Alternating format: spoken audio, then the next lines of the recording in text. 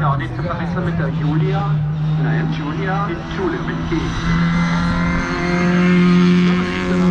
69, das ist der Dominik Neumann, der Geisdorfer. Das ist eine MSC Mühlbach, Königin Austin Cooper S. Er kann das anleiten, kann man eben den Tiroler noch nicht. Also da bitte Tiroler nein, er kann das nicht, dass er Tiroler ist. Nein, keinen Fall. Er ist ein ganz lieber Kerl. Absolut. Der Truppe, also aber genau so ist es. Dass der überhaupt Platz hat im Mini.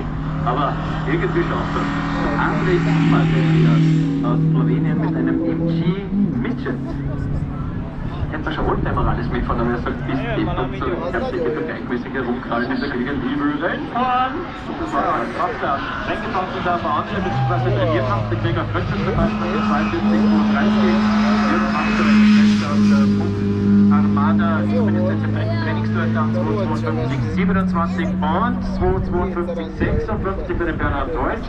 Also wird es eine ganz enge Geschichte.